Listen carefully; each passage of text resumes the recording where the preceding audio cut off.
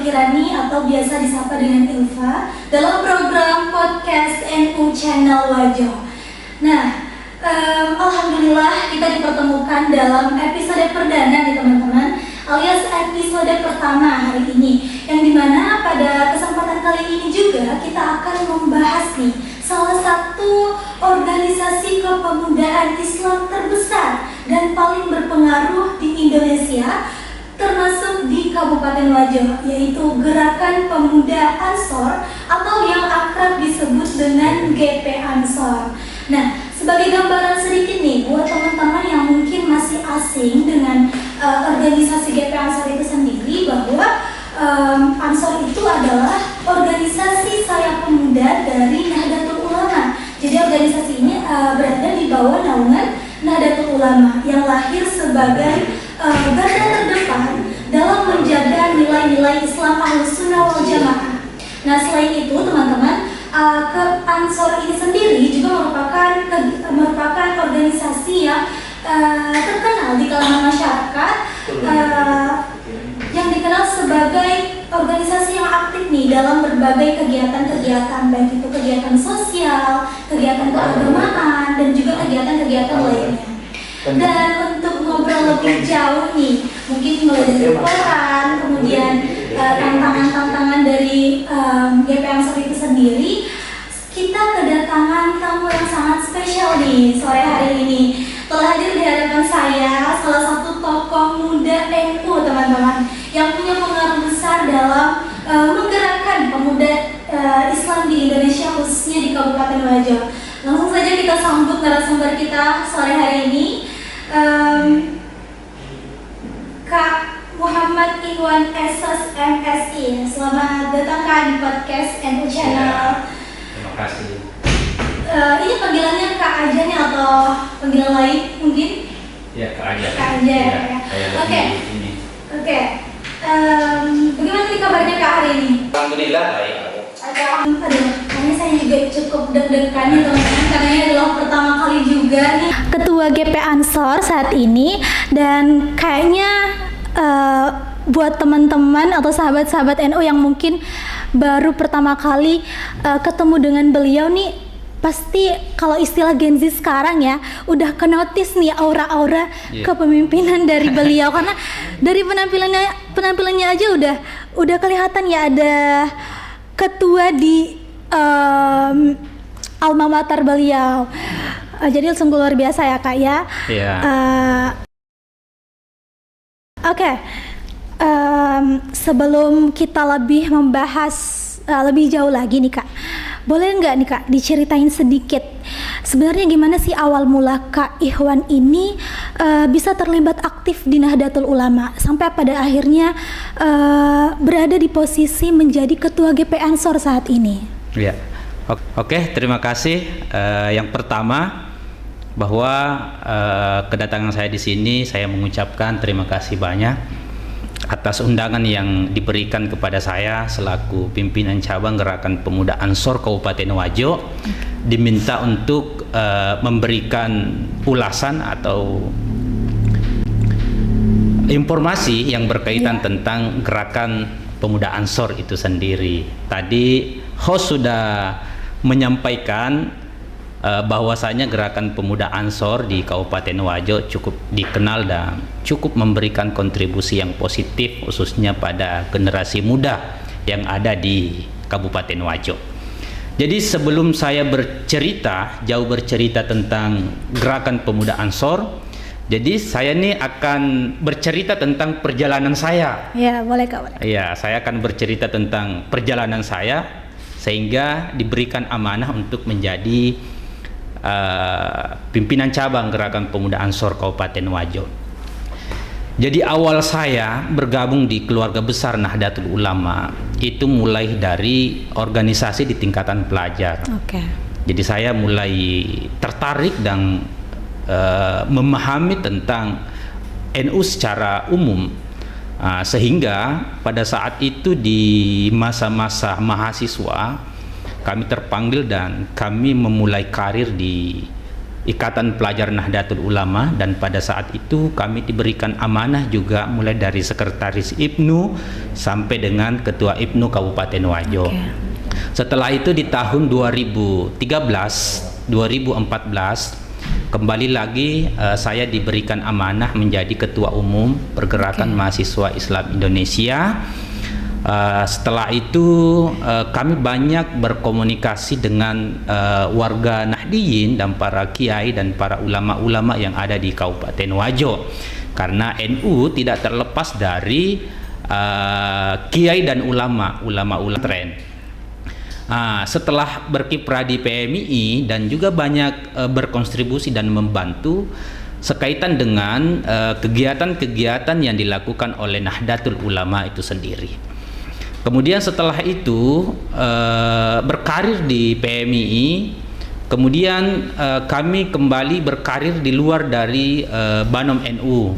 Jadi kemarin kami berkarir di KMPI Kabupaten Wajo, dan kebetulan pada saat itu kami diberikan amanah sebagai ketua kaderisasi di DPD KMPI Kabupaten Wajo, sehingga di tahun 2019 kami diberikan amanah oleh Gerakan Pemuda Ansor, karena saya nih di kader di Gerakan Pemuda Ansor itu tahun 2016.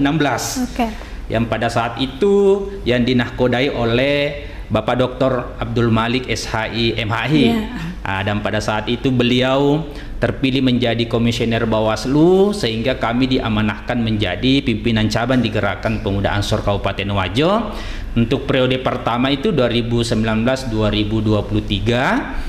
Kemudian alhamdulillah di momentum forum tertinggi di tingkat kabupaten, kembali lagi kami diberikan amanah untuk menahkodai Gerakan Pemuda Ansor Kabupaten Wajo sampai hari ini.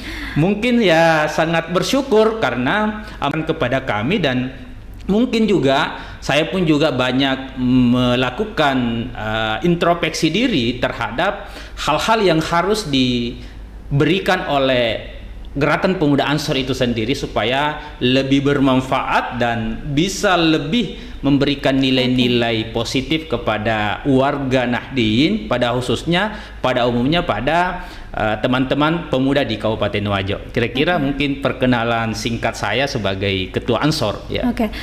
Wah, luar biasa sekali ya teman-teman, bahwa ternyata sebelum Kak Ikhwan ini berada di titik sekarang menjadi ketua GP Ansor, ternyata beliau memang sudah aktif ya dalam berorganisasi, bahkan sejak jadi seorang pelajar. Dan memang dari beberapa perjalanan yang telah Kak Ikhwan lalui itu kan pasti sudah melalui berbagai tantangan, kemudian pelatihannya juga pasti itu sudah sangat-sangat luar biasa. Tapi Kak nih, saya jadi penasaran nih Kak, dari pengalaman Kakak tadi yang telah Kak Ikhwan tadi ceritakan, sebenarnya apa sih yang membuat Kak Ikhwan itu jadi betah gitu loh untuk bertahan ataupun terus aktif di dunia organisasi seperti GP Ansor? Oke, jadi yang membuat hari ini saya masih tetap bertahan dalam berorganisasi, karena hidup ini itu berbicara persoalan kebermanfaatan. Sehingga memang di organisasi, khususnya di Gerakan Pemuda Ansor, memang saya merasa bahwa ada hal-hal positif yang bisa saya berikan kepada generasi muda hari ini, atau minimal keberadaan saya di organisasi ini bisa memberikan ruang untuk selalu berpikir, bukan tentang berpikir personal, tetapi harus berpikir bagaimana kemudian mampu memberikan kontribusi kebaikan kepada generasi kita di pemuda khususnya. Kira-kira seperti itu, sehingga membuat saya juga terinspirasi oleh baginda Rasulullah.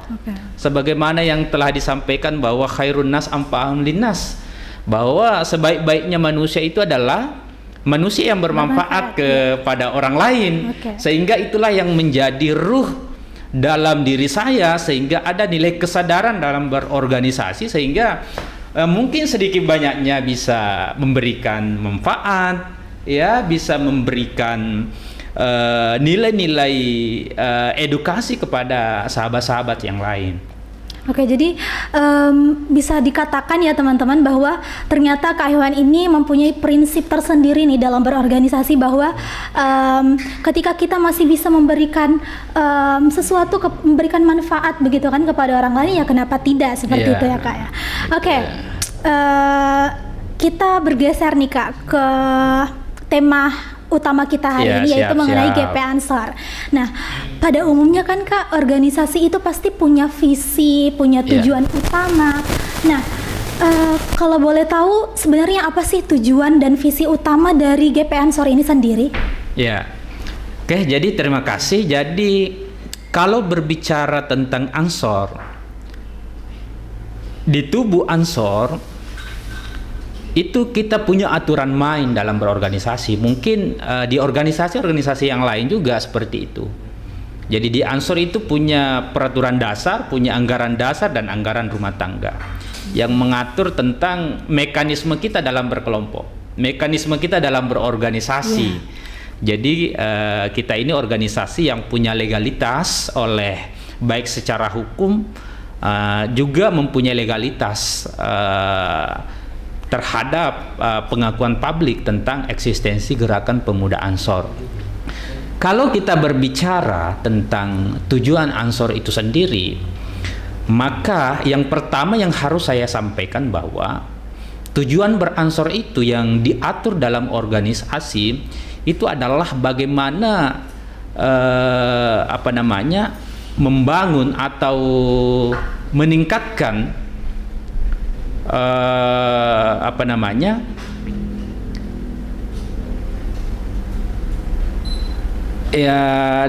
dalam kata lain bahwa keunggulan pemuda, ya, jadi mengembangkan, mengaktifkan generasi bangsa Indonesia, terkhusus kepada kader bangsa yang bisa tampil cerdas, ya, unggul, tentunya beriman dan bertakwa kepada Allah Subhanahu wa Ta'ala, dan berkepribadian luhur, kemudian berakhlakul karimah. Selain itu, tujuan yang lain itu seperti dia kreatif, inovasi, dan patriot.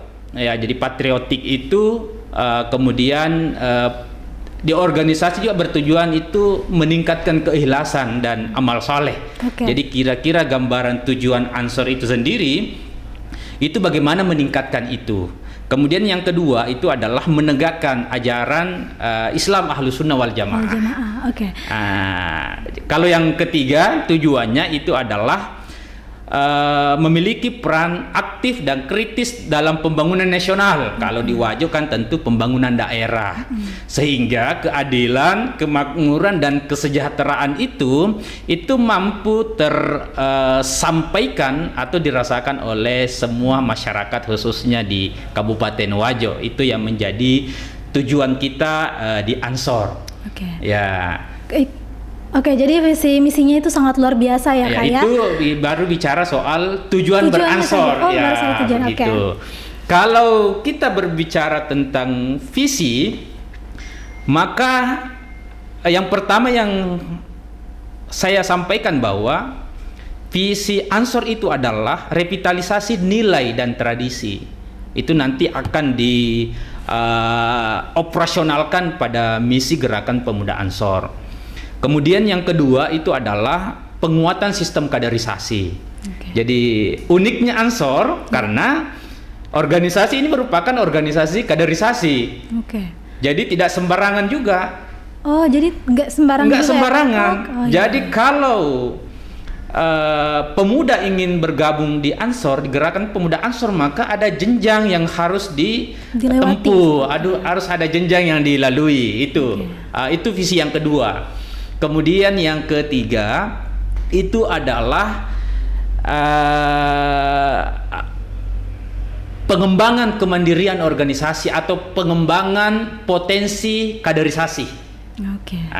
Jadi kita kan tentu juga akan melakukan pengembangan potensi kaderisasi, dilihat mungkin dari segi profesi. Jadi kita ini kan proses kaderisasi itu berbasis profesi.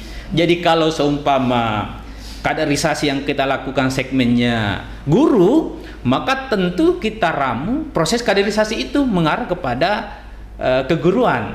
Nah, kemudian yang terakhir itu adalah kemandirian organisasi. Ini yang penting. Karena kenapa? Kalau tanpa kemandirian organisasi kita sangat berat. Karena kenapa? Di Ansor itu bukan organisasi pemerintah. Jadi di Ansor itu tidak punya uang, tidak punya dana. Sehingga kita diuji. Jadi skill kepemimpinan kita, skill kaderisasi kita itu diuji. Bagaimana kemudian mampu menggerakkan sistem kaderisasi tanpa juga terhalangi oleh faktor materi. Dan alhamdulillah di Ansor hari ini bisa aktif dan eksis sampai proses kaderisasi, dan khususnya di Wajo itu sudah ribuan kaderisasi yang sudah kita cetak di Kabupaten Wajo. Jadi visi misinya dan juga tujuan utama dari organisasi Ansor ini sangat-sangat luar biasa ya teman-teman. Nah, saya jadi penasaran nih Kak, sebenarnya bagaimana sih awal mula berdirinya Ansor itu sendiri di Kabupaten Wajo? Boleh diceritakan secara singkat ya? Kalau berbicara Ansor Kabupaten Wajo, tentu kita akan berbicara dalam pendekatan historis. Jadi tentu dimulai karena Ansor itu organisasi berjenjang, mulai daripada tingkatan pusat, pimpinan pusat, kemudian pimpinan wilayah, pimpinan cabang, kemudian sampai kepada tingkat ranting atau tingkat desa. Nah, kira-kira seperti itu. Kalau berbicara tadi tentang historis, Ansor itu berdiri pada tahun 1934, tepatnya pada tanggal 24 April. Jadi sebelum Indonesia merdeka, Ansor itu sudah ada. Bahkan Ansor itu sudah ikut andil dalam proses kemerdekaan bangsa ini, kira-kira. Jadi ya cukup lama. Untuk hari ini Ansor sudah berumur 91 tahun. Jadi organisasi pemuda, tetapi organisasinya ini sudah cukup tua dan sudah tergembleng dengan adanya historis waktu yang begitu panjang, sehingga memang organisasi kepemudaan ini sangat potensial untuk kemudian bagi sahabat-sahabat muda hari ini yang ingin bergabung di Ansor. Saya rasa sangat tepat, karena kita ini organisasi yang cukup tua, yang kemudian mewadahi anak-anak muda, khususnya anak-anak muda Nahdliyin. Jadi hari ini saya akan menjelaskan tentang tujuan organisasi Gerakan Pemuda Ansor itu dibentuk.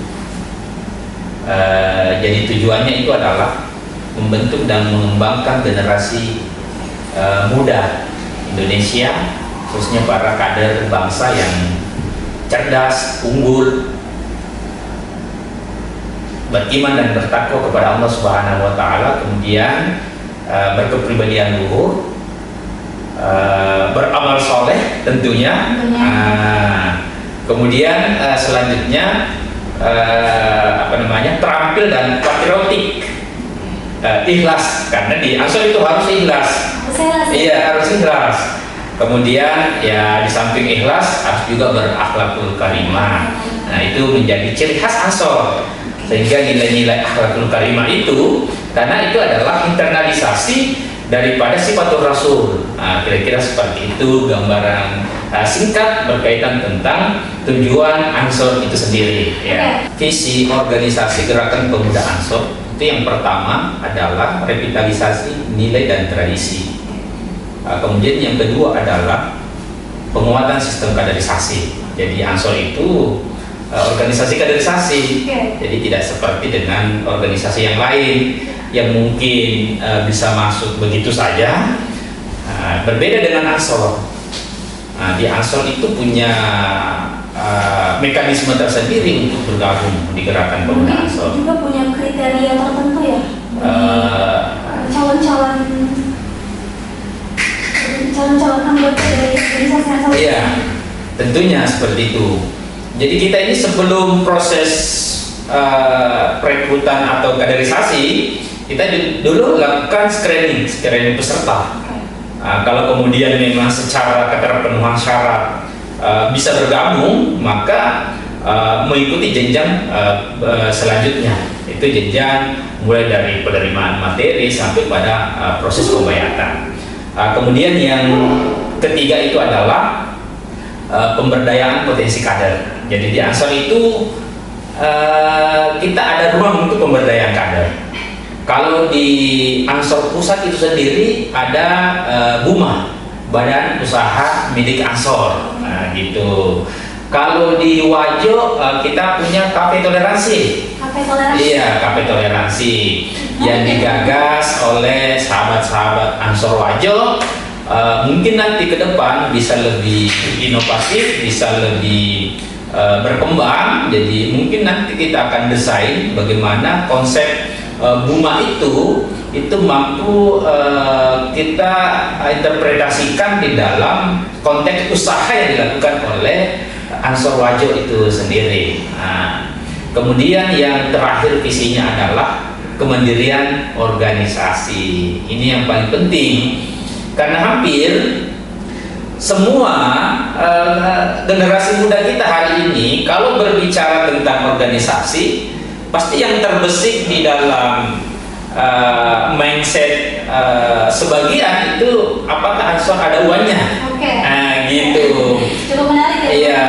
Kalau udah berbicara uang ini kayaknya sesuatu hal yang menarik untuk kita bahas. Betul. Okay. Jadi memang kalau di Ansor itu tantangan kita kalau kita membuka sosialisasi untuk perekrutan kaderisasi, maka tentu tantangannya bahwa si calon kader ini apakah bisa mendapatkan uang uang atau bagaimana.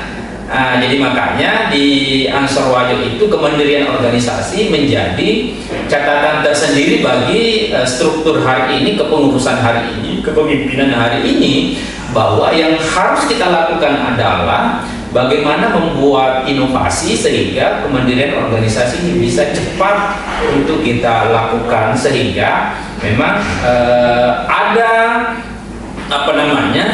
ada aktualisasi ekonomi yang kita bisa jalankan di organisasi, kira-kira seperti itu. Jadi visi misinya dan juga tujuan utama dari organisasi Ansor ini sangat-sangat luar biasa ya teman-teman. Nah, saya jadi penasaran nih Kak, sebenarnya bagaimana sih awal mula berdirinya Ansor itu sendiri di Kabupaten Wajo? Boleh diceritakan secara singkat? Oke. Jadi kalau berbicara Ansor Kabupaten Wajo, tentu kita akan berbicara dalam pendekatan historis. Jadi tentu dimulai karena Ansor itu organisasi berjenjang, mulai daripada tingkatan pusat, pimpinan pusat, kemudian pimpinan wilayah, pimpinan cabang, kemudian sampai kepada tingkat ranting atau tingkat desa. Kira-kira seperti itu. Kalau berbicara tadi tentang historis, Ansor itu berdiri pada tahun 1934, tepatnya pada tanggal 24 April. Jadi sebelum Indonesia merdeka, Ansor itu sudah ada. Bahkan Ansor itu sudah ikut andil dalam proses kemerdekaan bangsa ini, kira-kira. Jadi ya cukup lama. Untuk hari ini Ansor sudah berumur 91 tahun. Jadi organisasi pemuda, tetapi organisasinya ini sudah cukup tua dan sudah tergembleng dengan adanya historis waktu yang begitu panjang, sehingga memang organisasi kepemudaan ini sangat potensial untuk kemudian bagi sahabat-sahabat muda hari ini yang ingin bergabung di Ansor. Saya rasa sangat tepat karena kita ini organisasi yang cukup tua yang kemudian mewadahi anak-anak muda, khususnya anak-anak muda Nahdliyin. Organisasi Ansor ini memang organisasi yang sudah berdiri sejak lama, bahkan sebelum kemerdekaan Indonesia itu sendiri, tapi masih eksis ya? Iya, masih eksis. Nah, tentunya. Selanjutnya nih Kak, GP Ansor itu kan adalah kegiatan adalah organisasi yang sering melakukan kegiatan-kegiatan di lapangan. Iya, Bisa betul. di-spill sedikit nggak nih Kak? Seperti apa sih kegiatan-kegiatan yang biasa dilakukan oleh GP Ansor itu sendiri? Ya, jadi kalau di Ansor kegiatannya itu ada kegiatan formal. Jadi ada kegiatan formal yang merupakan kewajiban semua di tingkatan cabang dan kewajiban semua di tingkatan anak cabang bahwa harus melakukan proses kaderisasi. Jadi proses kaderisasi yang kita lakukan ada yang berbasis outdoor, ada yang berbasis indoor. Ya, kira-kira begitu. Kalau kita mau lebih spesifik bahwa apa yang dilakukan Ansor di lapangan, jadi Ansor selalu melakukan gerakan-gerakan sosial yang bisa memberikan manfaat kepada publik itu sendiri. Maka dari itu, karena kita di Wajo ini sudah cukup lama Ansor di Wajo, sampai hari ini masih terus eksis. Cuman hari ini kita lebih tren mengikuti generasi hari ini. Karena mengikuti zaman. Iya, mengikuti zaman. Karena kenapa? Karena Ansor itu harus memahami zaman, harus juga menjawab gap generasi itu. Ada kesenjangan generasi dari zaman mungkin milenial, zero, alpha dan lain sebagainya. Itu Ansor harus melakukan transformasi gerakan berdasarkan generasi itu. Kalau ya memang juga program-programnya mungkin juga disesuaikan ya Kak ya. Iya, betul. Dari mungkin istilahnya Gen Z sekarang itu disesuaikan juga program yang cocok. Betul, mungkin. itu. Oke, ini sangat luar biasa. Iya, ya, Kak, ya. kaderisasi berbasis profesi dan potensi, ya kira-kira begitu. Jadi berbasis profesi dan Iya, potensi. potensi kader. Luar biasa nih teman-teman. Nah, tapi nih Kak, seperti yang Kak Ikhwan tadi jelaskan juga bahwa organisasi ini kan bagaimana kita menyesuaikan juga sesuai perjalanan zaman sekarang begitu kan Kak. Tapi tentunya di zaman sekarang juga pasti banyak isu-isu yang telah terjadi nih Kak, yang bahkan ramai dibicarakan oleh kalangan-kalangan masyarakat. Nah, entah itu mengenai isu soal agama, kemudian isu sosial. Nah, bagaimana GP Ansor itu sendiri dalam menyikapi hal-hal seperti ini Kak? Ya. Jadi kalau berbicara tentang isu, apalagi tentang isu agama, ini sangat menarik dan sangat cepat direspon oleh publik kalau kita berbicara tentang isu agama. Tapi hari ini kalau Ansor, maka akan berpegang teguh dengan ajaran nilai Ahlussunnah wal Jamaah, atau biasa yang kita kenal nilai-nilai moderasi. Kira-kira seperti itu, tidak ekstrim juga. Karena kenapa? Karena di Ansor itu sendiri tentu juga kita memahami bahwa bagaimana kemudian kita menyampaikan satu kebenaran, tetapi boleh jadi ada unsur kesalahan di dalamnya. Kalau kita mengutip ungkapan dari Imam Al-Ghazali, bahwa boleh jadi pendapat saya benar, tetapi di dalamnya ada salah, dan boleh jadi pendapat orang lain salah, tetapi boleh jadi ada benarnya, ya gitu. Sehingga memang Ansor sangat terbuka. Kalau Ansor hari ini banyak memiliki persepsi negatif atau framing negatif, ya biasa. Ansor itu ya mungkin menganggap bahwa organisasi ini kayaknya keras, iya, tidak terbuka dengan pendapat masyarakat seperti itu. Jadi dalam mengatasi isu-isu seperti ini, ternyata GP Ansor itu adalah organisasi yang kalau kata sekarang tuh santai ya. Iya, santai dan aja. Ya, menyesuaikan dengan zaman. Juga dengan Ya, zaman. betul. Oke. Kita beralih lagi nih Kak ke organisasi GP Ansor. GP Ansor ini kan adalah organisasi yang besar, punya anggota-anggota yang luar biasa banyaknya juga. Nah, di mana struktur organisasi ini kan pasti cukup kompleks nih Kak. Ya, bisa dijelaskan sedikit nggak nih Kak? Struktur organisasi ini itu seperti apa? Apakah ada divisi, pembagian divisi kah, atau pembagian departemen di dalam organisasi GP Ansor ini sendiri? Oke. Jadi di struktural Ansor memang khususnya di Kabupaten Wajo, Jadi struktural kepemimpinan atau kepengurusan Ansor di Kabupaten Wajo, 23 kader yang diberikan amanah untuk masuk bagian daripada pimpinan cabang dan juga memiliki fungsi dan tugas masing-masing, kira-kira begitu.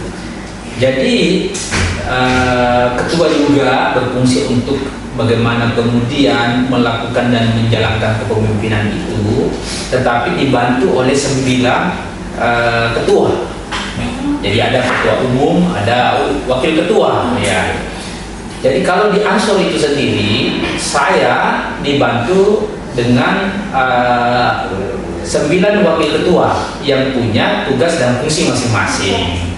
Ya, saya kira seperti itu. Ada yang bergerak di bidang kaderisasi, keorganisasian, ada yang bergerak dengan yang tadi yang kita sampaikan bahwa isu-isu yang tren hari ini itu juga Ansor punya departemen tersendiri, itu punya risalah tersendiri.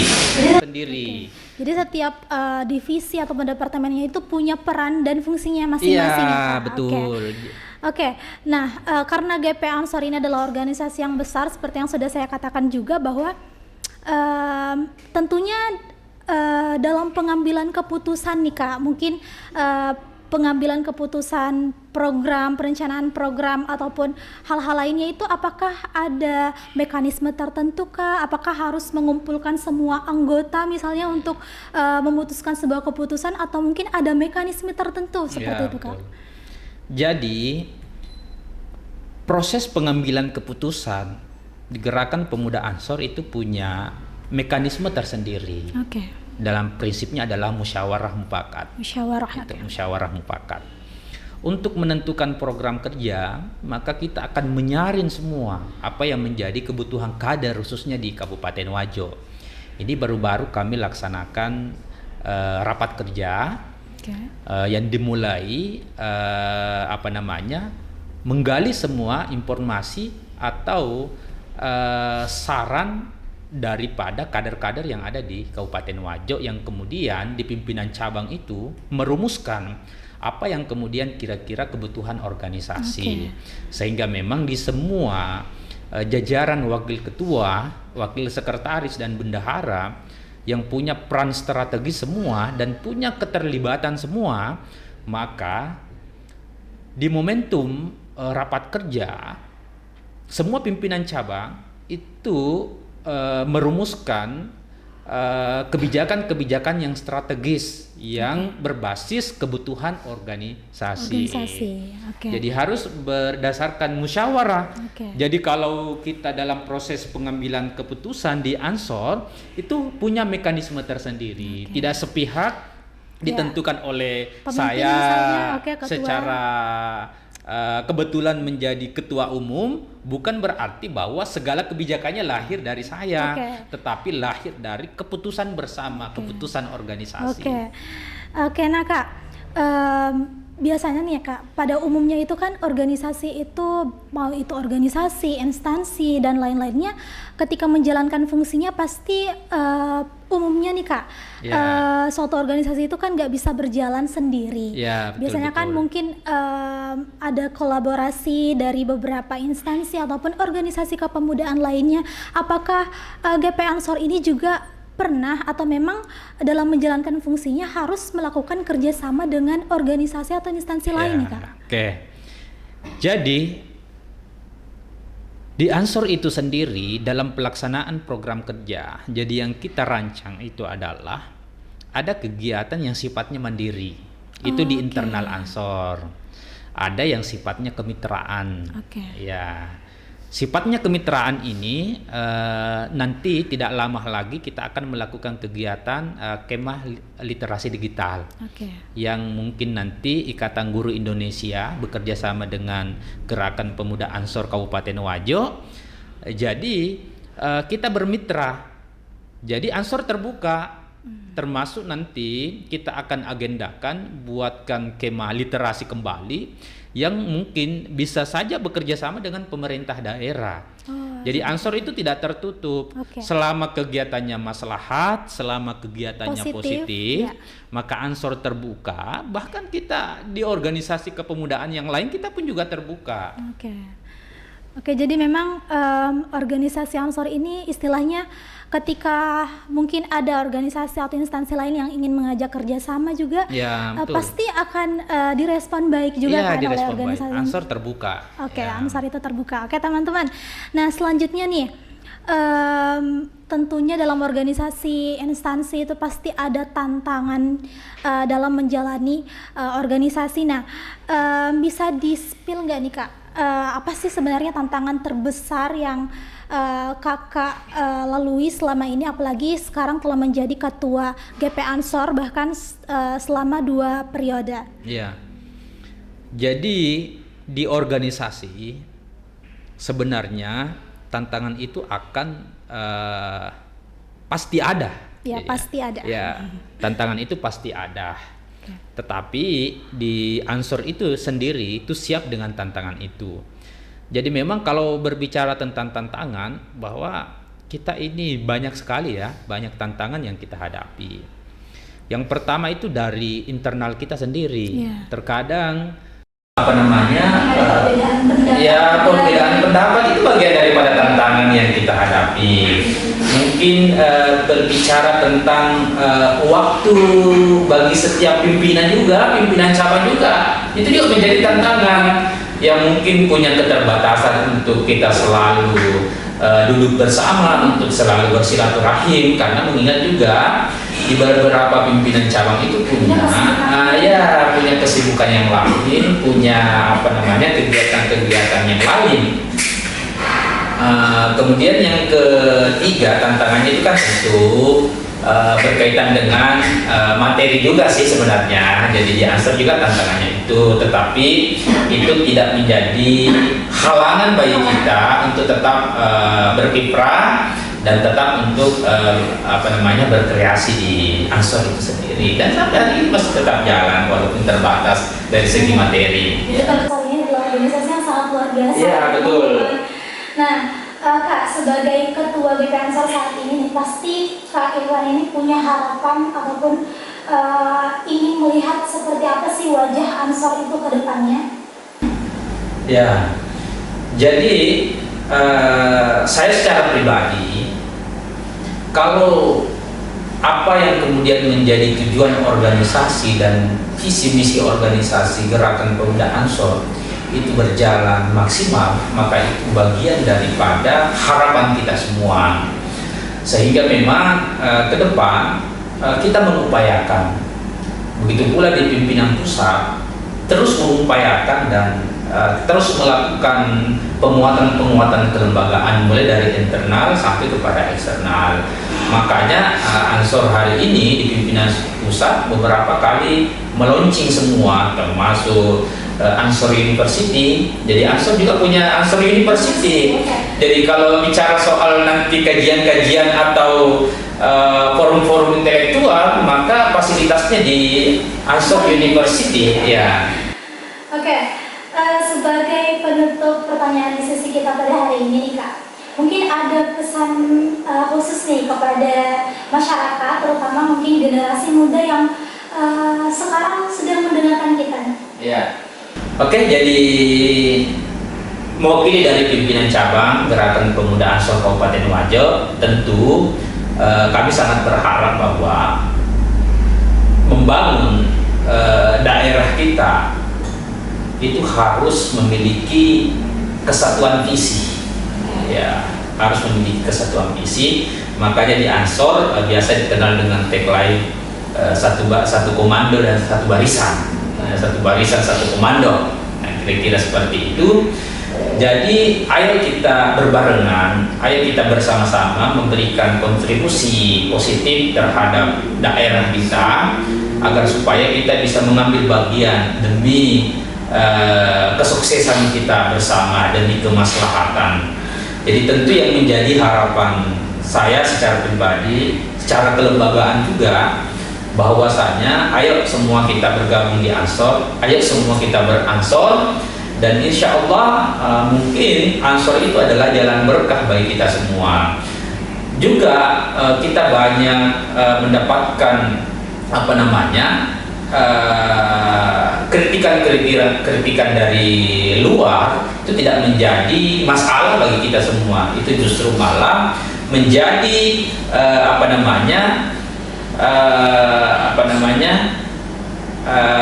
bisa menjadi stimulus bagi kita semua, ya, bisa menjadi istilahnya pengingat bagi kita semua bahwasanya di setiap organisasi secara person boleh jadi kita ada kekeliruan, ada kesalahan, tetapi karena kita melihat ada sisi baik, ada sisi positif, maka tentu kita akan bersama-sama untuk saling mengangkat, ya, saling saling mengingatkan, saling mensupport.